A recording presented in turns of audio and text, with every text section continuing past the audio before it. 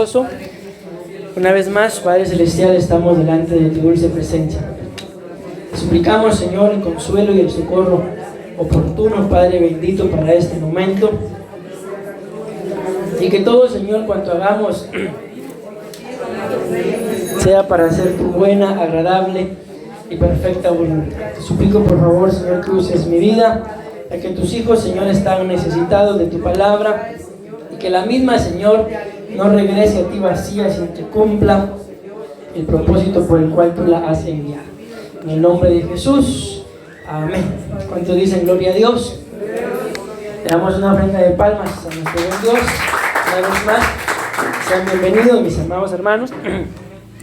Vamos a continuar hablando del tema de la perfecta voluntad del Señor. Amén.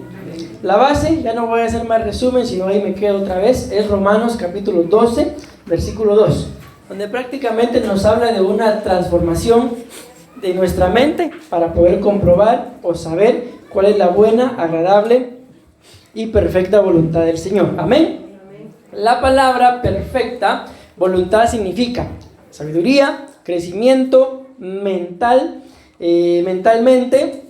y alcanzar la madurez. Hablamos en el culto anterior de Mateo capítulo 24 y versículo 45. Perdónenme, mis amados.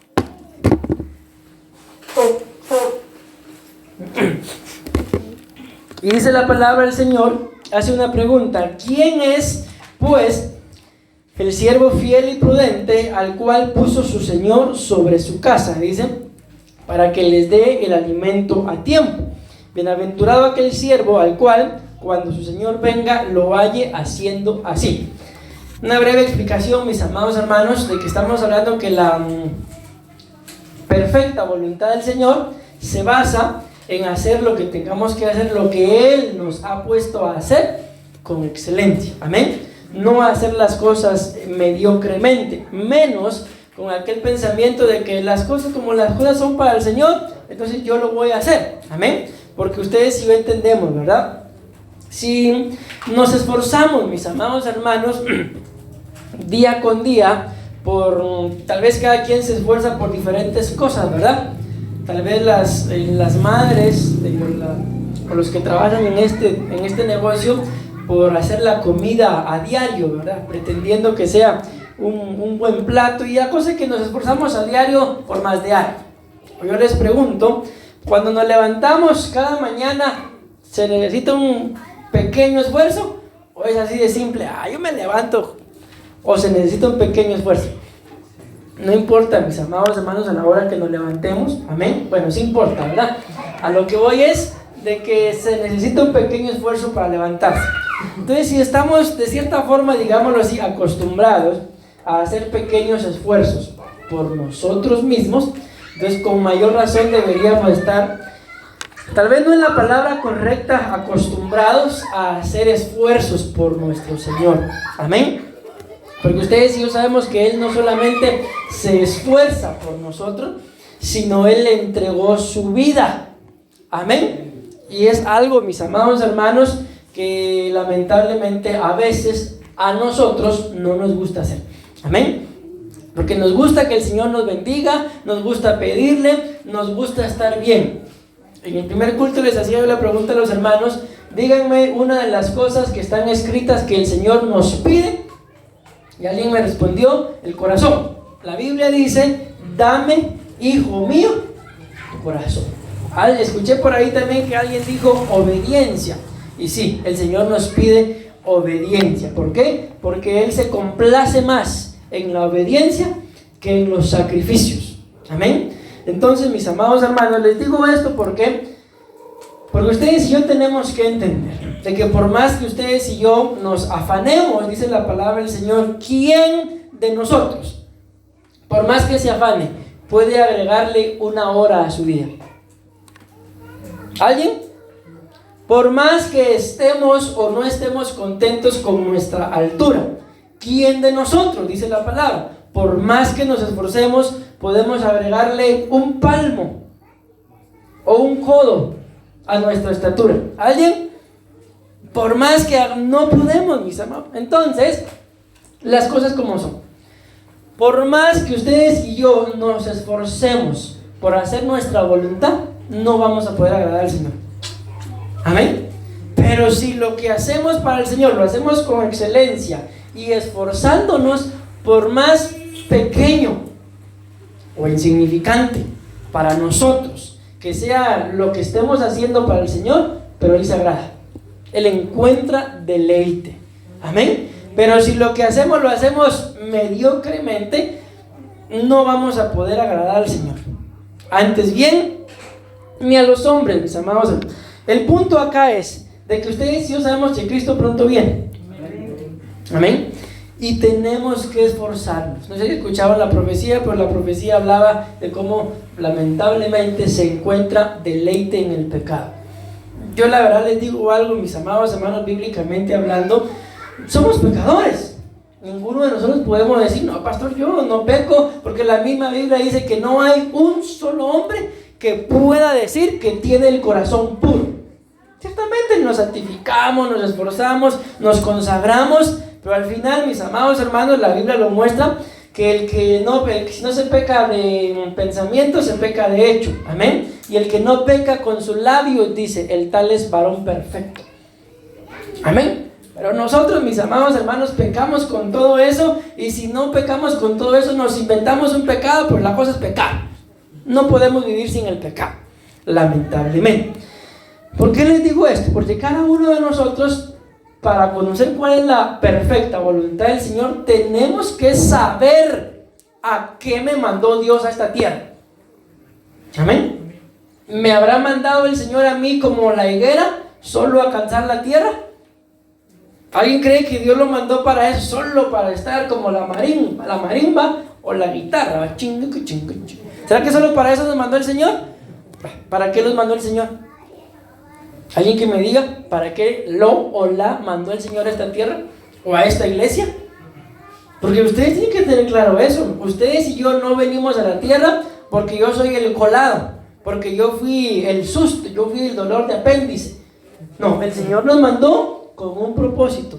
Por más, con todo respeto digo esto, pecados que nuestros padres hayan cometido, y en medio de un pecado así nacimos, por más que así hubiéramos nacido, Dios tiene un plan, Dios tiene un propósito. Dios nos envió a esta tierra con un fin. Aunque alguien, no creo que así sea, haya sido fruto de alguna violación, Dios envió ese fruto con un fin, con un propósito. Amén. Entonces cada uno de nosotros, cuando venimos al Evangelio, todos venimos muertos de nuestros delitos y pecados, tenemos que empezar a averiguar para qué me mandó Dios a esta tierra. Amén. ¿Para qué me mandó Dios a esa familia? ¿Para qué me mandó Dios a esa iglesia? Ustedes y yo no estamos acá solo por uno más. Algo nos mandó a hacer. Les hago esta pregunta. Escúchenme la pregunta, pues. Si cada uno de nosotros, porque lo voy a decir así porque me imagino que tanto algunos de ustedes como los del primer culto, quizás ni siquiera saben para qué los mandó Dios a esta iglesia. Están aquí porque les gustó. Alguien me dijo que le dijeron, anda a la iglesia, hombre, y vas a ver que el pastor te va a caer bien. Yo dije dentro de mí, bueno, porque la verdad yo soy muy raro para caerle bien a la gente. La cosa es que el hermano vino y dice que sí, le caí bien. Entonces, ¿cómo lo invitaron? Anda a la iglesia, hombre, le dije, el pastor te va a caer bien. Y le caí bien, gracias a Dios. Entonces, aunque así hayamos venido, mis amados hermanos, pero en el proceso, Dios, el Espíritu Santo, nos tiene que hablar por qué nos tiene en esta iglesia. Entonces mi pregunta es esta: si cada uno de nosotros supiéramos e hiciéramos lo que Dios nos mandó a hacer a esta iglesia, ¿la iglesia estuviera como está? ¿Sí o no? Entonces ahora otra preguntita. Pueden darme dos respuestas. Entonces, ¿por qué la iglesia está como está? Porque usted lo administra. ¿Por qué? Porque usted lo administra. A la verdad me están echando la culpa a mí. Ahora están hablando todas, tranquilas. No hemos crecido, no hemos dado la batalla que Dios quiere. Cualquier cosa fue más de Mari, porque ustedes no han crecido, dice. No han dado la talla que Dios quiere. Eso fue mano a mano. ¿Y qué esperan?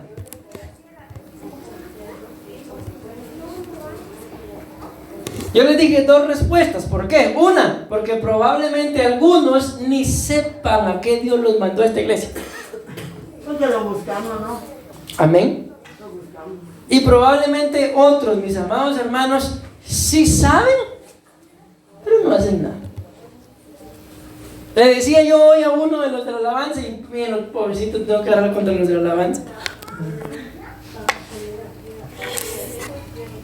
No, mejor no les digo porque lo voy a hacer sentir mal. La cosa es que saben que son de la alabanza.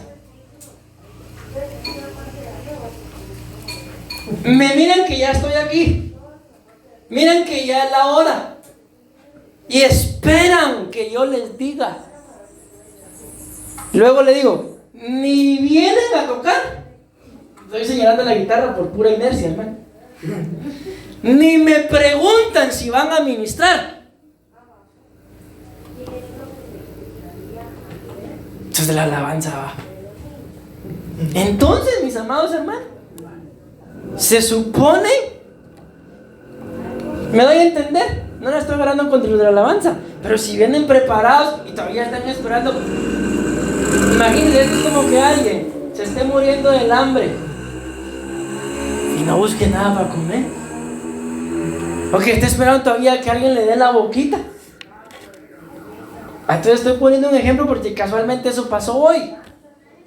Entonces, mis amados hermanos, les digo esto porque ustedes no pueden estar esperando que tal vez yo esté preguntando, mire hermano, va a venir, hermana, mire, va a llegar. ¿Verdad que no? O ustedes cuando tienen hambre, mire pastor, disculpe, me da permiso para comer. Así lo hacen. Tal vez se dan unos grandes manjares y el pastor con hambre y ustedes bien forrados. Ahí no me están preguntando si van a comer o no. Entonces, en el reino de los cielos, mis amados hermanos, en el reino de Dios es igual. Ustedes y yo ya tendríamos que saber qué es lo que tenemos que hacer. O les hago una pregunta. En sus casas, ¿ustedes no saben qué tienen que hacer en su casa? ¿O simple y sencillamente se levantan y se vuelven a acostar y pasó todo el día y no hicieron nada en sus casas? ¿O saben qué es lo que tienen que hacer? Normalmente, ¿qué es lo que sabemos que tenemos que hacer? Ayúdenme rapidito porque el tiempo se va volando y hay Santa Cena. Sabemos que tenemos que hacer limpieza. Y si la casa está sucia, ¿por qué es? ¿Por qué no lo hicimos? Sé que lo tengo que hacer, pero no lo hago. Y después tal vez dicen, va a venir el pastor y es todo un tanático. Les conté que me pasó a mí una vez, ¿va? Alguien iba a subir a mi cuarto y yo tenía en la cama, tenía todo regado. Pero iban a subir a orar por mí. Entonces vine yo y como el cuarto en ese entonces donde vivía tenía baño, agarré la chamarra y lo tiré todo al baño y cerré la puerta. Y después el Señor, oraron por mí, el Señor me liberó. Papito me dice, ¿tenés papel higiénico? Sí, ahí está en el baño. Qué vergüenza me dio. Bueno, ¿saben ustedes entonces a qué los mandó el Señor a esta iglesia? Yo les he dicho, mis amados hermanos, que la Biblia dice que Dios ha constituido de nosotros, o con nosotros, como lo quieran ver, un reino. ¿De qué? De sacerdotes y reyes, o reyes y sacerdotes. ¿Todos somos sacerdotes? ¿Todos somos reyes? La Biblia muestra que cuando Dios, en el tiempo en que Dios colocó reyes, juntamente con el rey, nombró profetas. No recuerdo ahorita exactamente la cosa, que creo que, no me acuerdo si fue a Elías o a Eliseo, a Elías creo que fue. Le dice, nombra a Jehú por rey y unge por profeta a Eliseo. Y cualquier consulta que los reyes tenían, por eso fue que destituyeron a Saúl, lo primero que tenían que hacer era consultar a Dios por medio del sacerdote. ¿Y qué fue lo que hizo Saúl? Él se las llevó de todo lo que él podía y no consultó a Dios. Por eso fue desechado. Entonces yo les digo esto, ¿por qué? Porque ustedes y yo sabemos que Cristo pronto viene. Pero ¿saben a qué los mandó Dios a esta iglesia?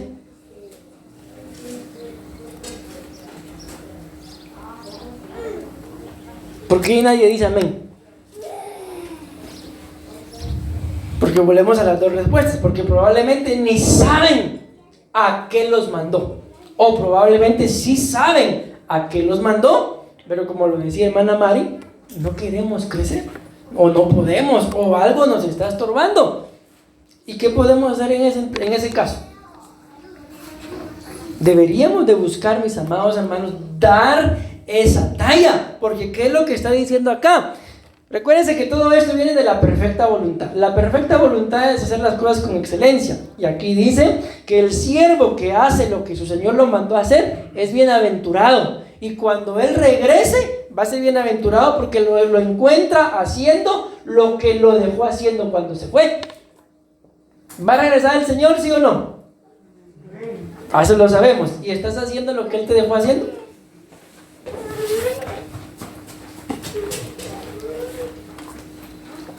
Pero ¿por qué ahí ya no hay amén? Entonces, mis amados hermanos, si queremos descubrir la perfecta voluntad del Señor, decimos amén. Tenemos que saber a qué nos mandó el Señor.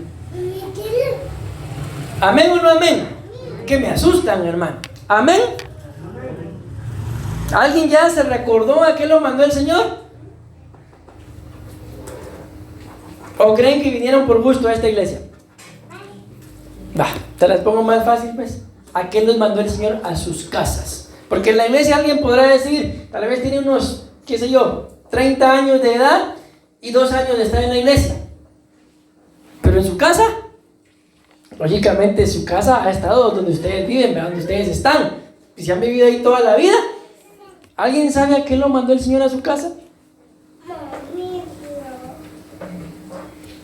También descansar, pastor. Porque aún eso tenemos que saber, mis amados hermanos, para qué el Señor nos colocó en esa casa. Amén. ¿Alguna vez no les ha pasado a ustedes, tal vez en sus tiempos de locura o de juventud, que no querían ser miembros de esa familia? ¿Por qué yo no nací en aquella familia? ¿Por qué yo no nací en la familia de los Gutiérrez? O los, menciónenme otro apellido que ustedes conozcan, ¿no? Los Castillo. ¿Por qué no nací en esa familia? Yo creo que para allá iba la cigüeña, pero se desvió. Bueno, le olor al pollo, no le gustó. Dios te envió, mi amado hermano, al lugar a donde tú y yo íbamos a ser fructíferos. ¿Así hacen usted? No sé si es amén o Dios, ¿para qué? ¿Qué fruto? Bueno, que el Señor nos ayude. Todavía tengo 15 minutos.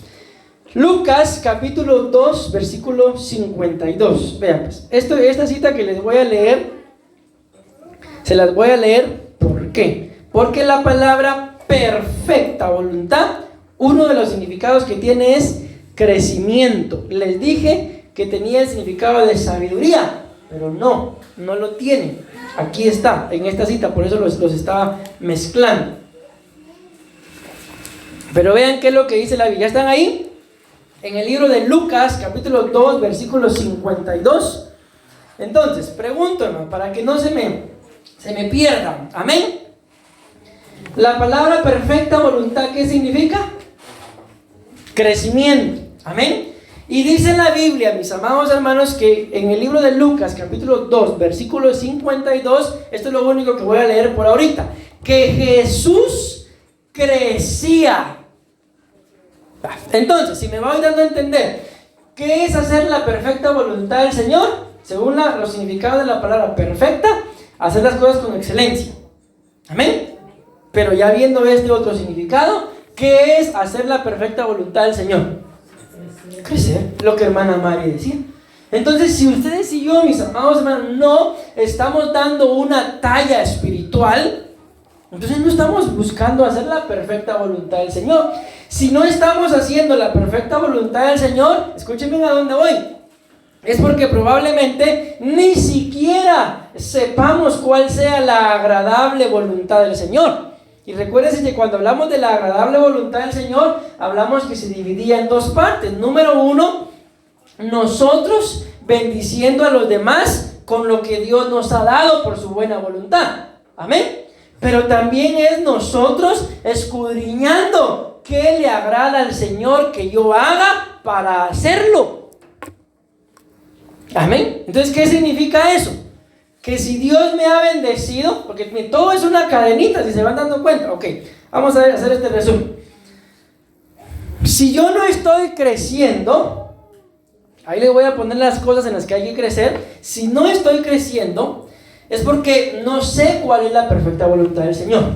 Y la perfecta voluntad del Señor es que ustedes y yo crezcamos. Si no hubiera sido así, todos nos hubiéramos quedado enanos. Amén. Así como nacimos, así nos hubiéramos quedado. Pero el mismo desarrollo es natural. Amén. Bueno, entonces sigo con esto. Si yo no sé, si no estoy creciendo, es porque no sé cuál es la perfecta voluntad del Señor. Si no sé cuál es la perfecta voluntad del Señor, es porque no sé cuál es la agradable voluntad del Señor. Porque ¿cómo sé yo cuál es la perfecta voluntad? Sabiendo qué es lo que a Él le agrada. Amén.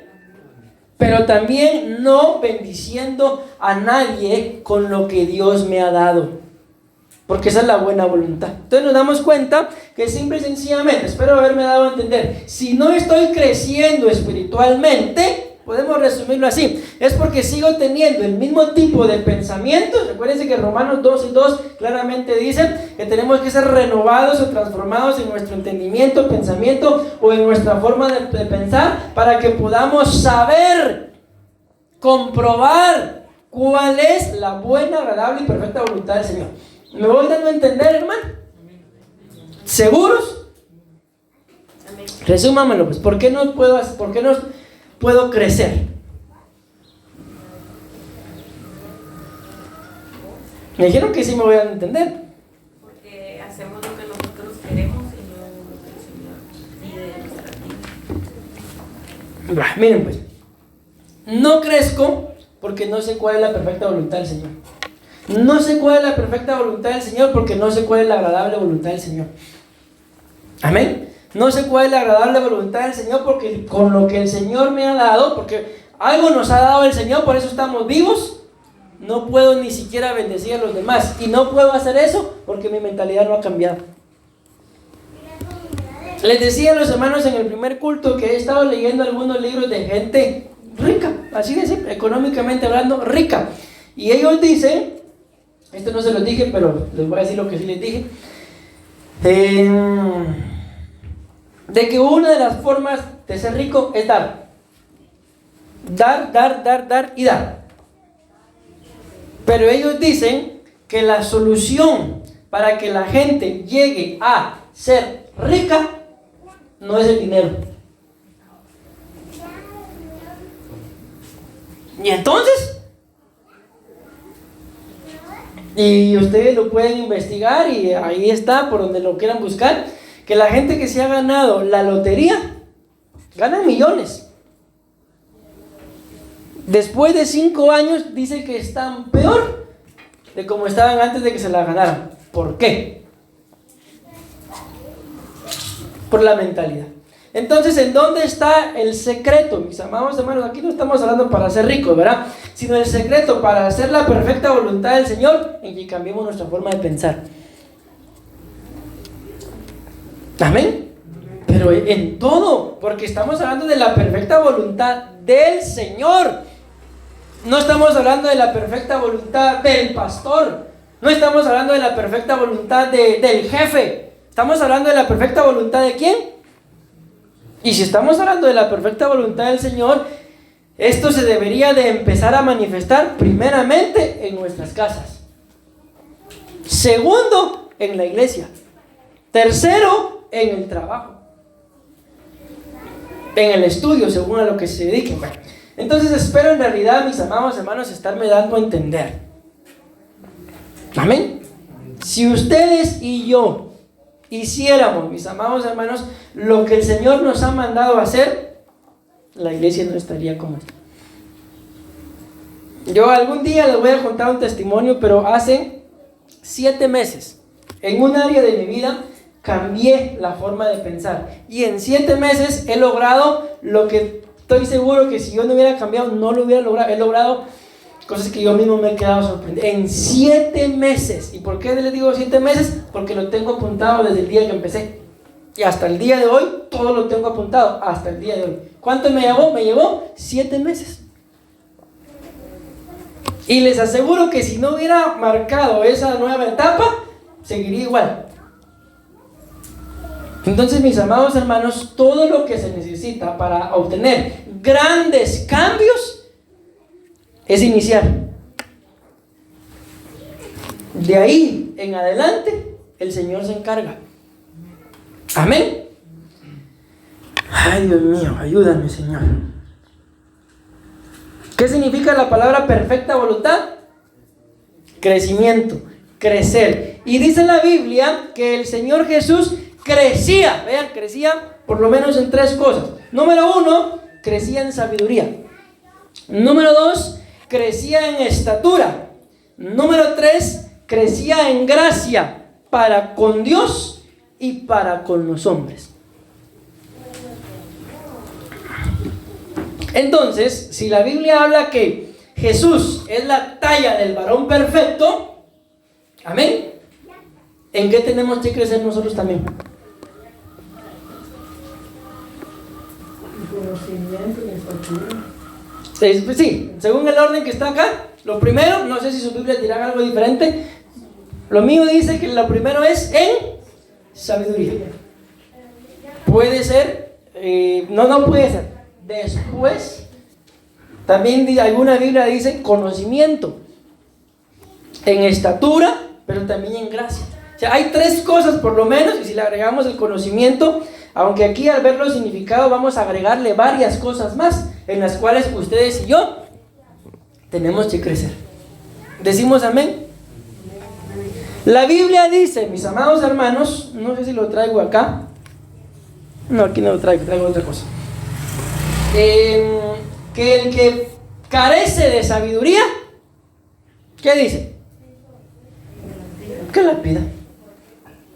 Miren, aquí entre nos, cada uno de nosotros en más de algún área de nuestras vidas carecemos de sabiduría. Alguien podrá ser tal vez muy bueno, menciónenme algún área de nuestras vidas, muy bueno ¿en qué? Muy bueno en el estudio, muy bueno en el estudio, pero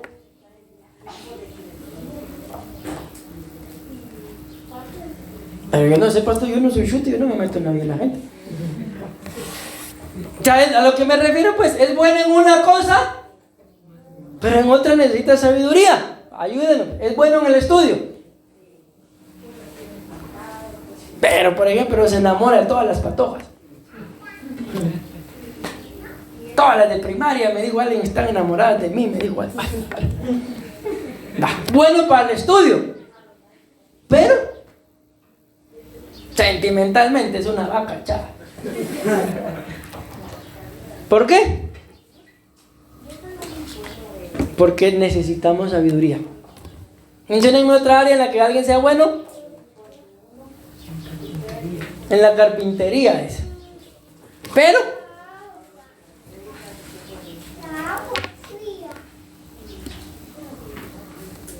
Podría ser bueno en el trabajo y mal en su casa, tío.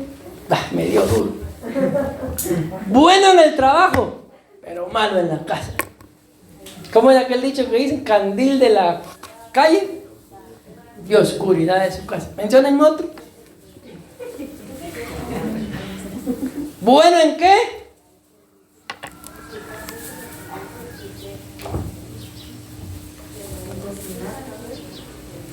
Buen cocinero, pero malo para limpiar. Entonces, mis amados hermanos, necesitamos pedirle al Señor sabiduría. Amén. Bueno para comer, Malo para trabajar. pero malo para trabajar. Y la Biblia dice que el que no le guste trabajar, que se ponga a dieta, que no coma. Entonces, se dan cuenta, mis amados hermanos, podemos ser buenos en algo, pero el gran problema es que no nos gusta reconocer en lo que somos malos. No nos gusta. Y yo estoy tentado a hacerles algunas preguntas a la iglesia en sí. ¿Quieren que se las haga? No. A ver, ¿quién me responde, pues? ¿Por qué buscan ustedes al carnicero? Es que esos ojazos, pastor. Porque simple y sencillamente tenemos necesidad de carne, carnales. Pensemos que el carnicero, ustedes van porque él vende carne fresca. Vaca recién matada. Fresca. Pero un día ustedes tal vez solo huelen la carne y está chuca. Como les ha vendido buena carne, ¿le van a dejar pasar esa? Tal vez es para los clientes. ¿Se la van a dejar pasar? Pero les ha vendido buena carne. Tal vez tiene años de venderles buena carne. Y por una vez que le está dando carne chuca, no se lo van a dejar pasar. No, porque se pierde. Se pierde. Va. Excelente respuesta. Es lógico, ¿verdad? Si alguien va a comprar, si alguien va a pagar, ¿qué es lo mínimo que espera?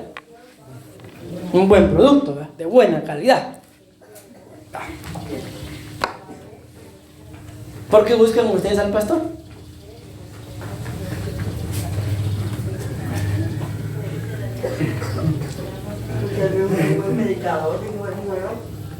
Qué buen predicador, dice. No, miren, pues, gloria a Dios. El Señor les habla. Hay necesidades. Y aquí les hago una pregunta. Y si el Señor les habla por medio de nosotros, ¿por qué se enojan cuando les hablamos?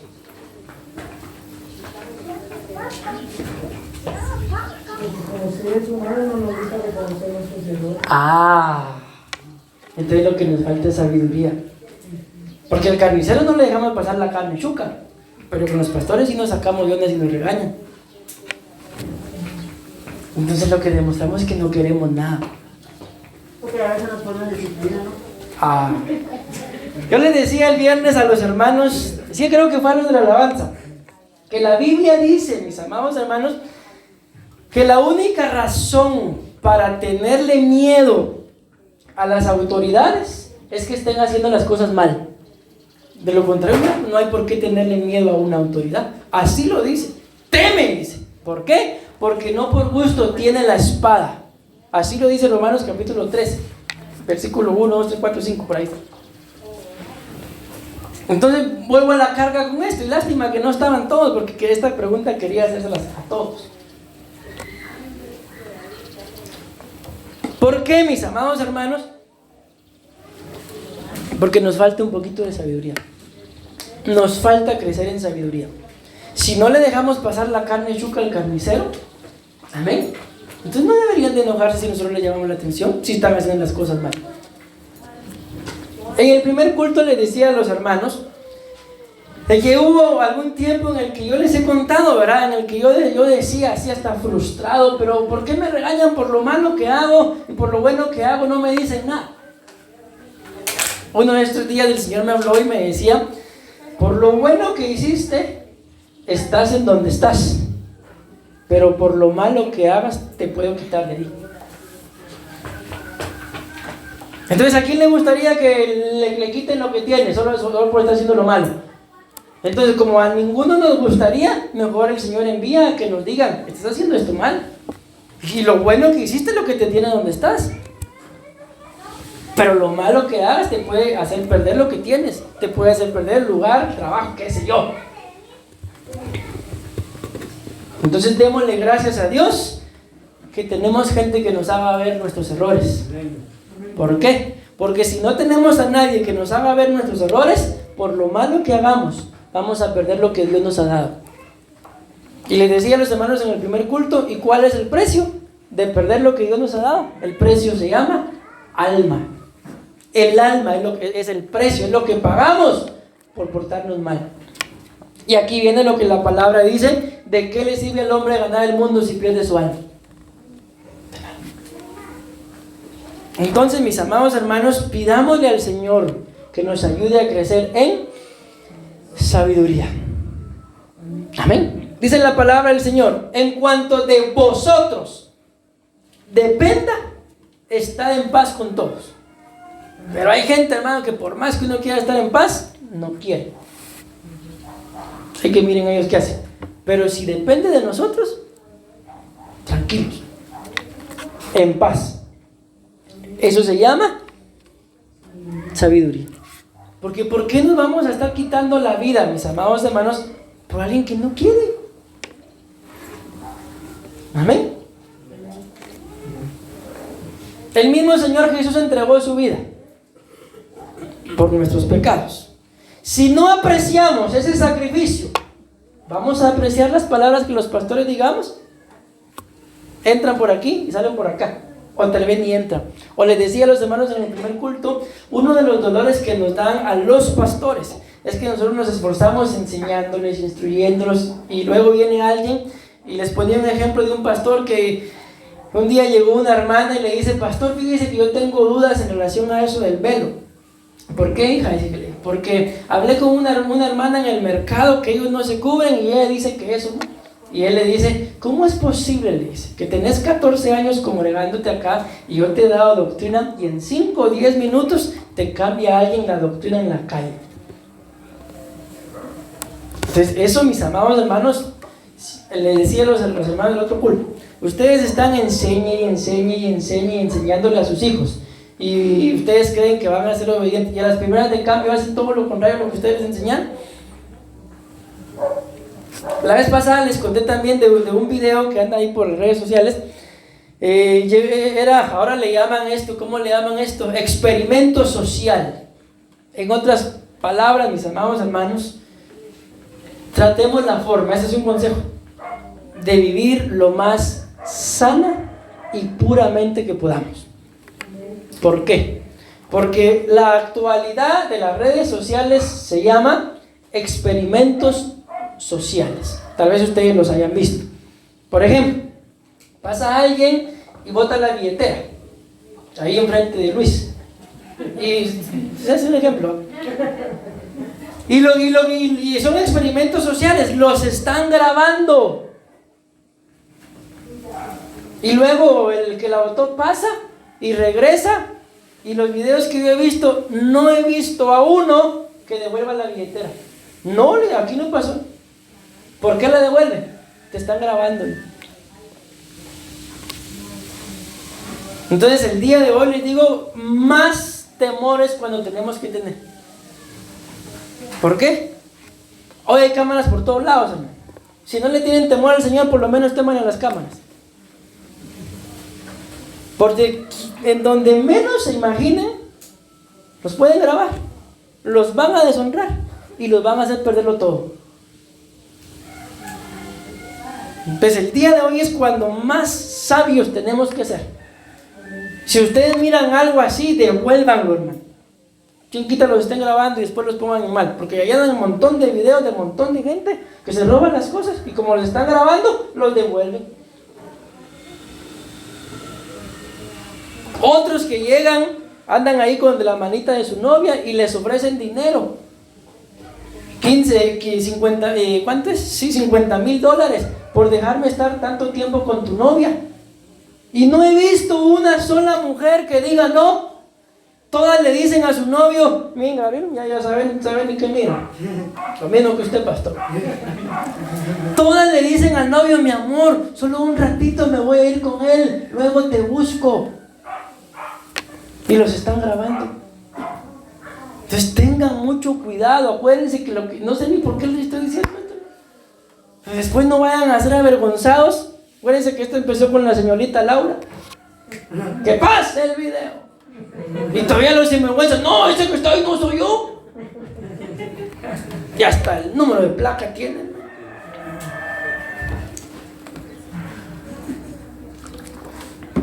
¿De qué estamos hablando? De los experimentos sociales, pastor. De la sabiduría. ¿Saben ustedes que hay formas, mis amados hermanos, de averiguar absolutamente todo lo que ustedes tengan en el teléfono, aunque lo hayan borrado? Hay forma.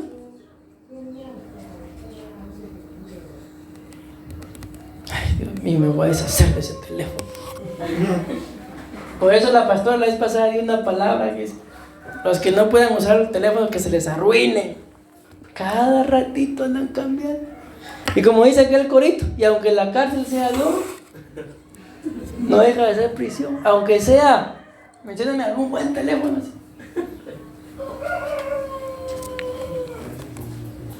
Hay un experimento social que anda en las redes. Hay un hombre hablando y hay una mujer ahí. Sí, mira, le dice, y diles que sí, que voy a regalar 6 iPhone 12. La muchacha. Y sí, que no sé qué, y aquí los tengo, y ahí muestra todo. Y luego él se acerca: ay, mire, perdona, escuché que vas a regalar iPhone. Si es que mira que el mío, que aquí. ¿Y tienes novio? No, no tengo. Y luego llega el novio.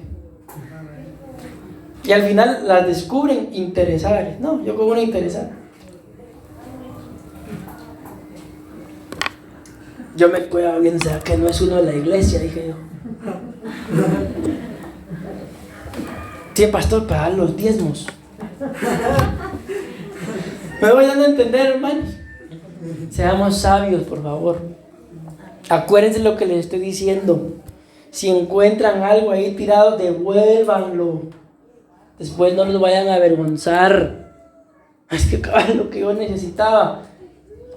Dios obra de formas que ustedes y yo no sabemos. Amén. Bueno, tengo que terminar. Ya está la Santa Cena. En el nombre de Jesús, pidámosle al Señor sabiduría. Y vamos a ver, déjenme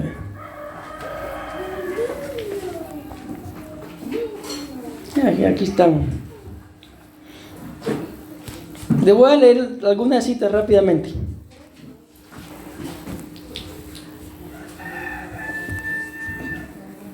Dice Proverbios 1:2, para aprender la sabiduría y la disciplina. Aquí está diciendo para qué son los proverbios. Para aprender sabiduría. Entonces, si alguien carece de sabiduría, lea Proverbios, mis amados hermanos. Dice Proverbios 1:7, el temor del Señor es el principio de la sabiduría. Amén. Pero si ni siquiera le tenemos temor al Señor. Mira, ahí por ejemplo, ahí hay unas cámaras. Por lo visto no sirven, ahí está el cable colgado. Allá habían otros que tenían los cables, otros colgados. Entonces ya uno anda. Ahí él llegaba a la casa a tocarme. Adolfo puso una luz ahí. Usted, ¿y esa que tiene? Es cámara. Entonces ya la gente se lo mira y tiene temor a eso. Pero aquí dice que el principio de la sabiduría no es el temor a las cámaras, es el temor al Señor. Y dice en la Biblia que los ojos del Señor, por lo menos dice 2 cosas: recorren la tierra y están sobre buenos y malos. ¿Podemos hacer algo que se escape de la cámara del Señor? Cámara, pastor, no. Es decir, los mexicanos. Entonces, ¿queremos ser sabios? El principio es de tenerle temor al Señor. Queremos ser sabios, pero ni temor le tenemos al Señor. Olvídense que vamos a conocer la perfecta voluntad. Santiago 1:5, aquí está lo que les decía: si alguien carece de sabiduría, pídala. Bueno, ahí está, ahí lo vamos a dejar. Vamos a orar por los elementos, mis amados hermanos.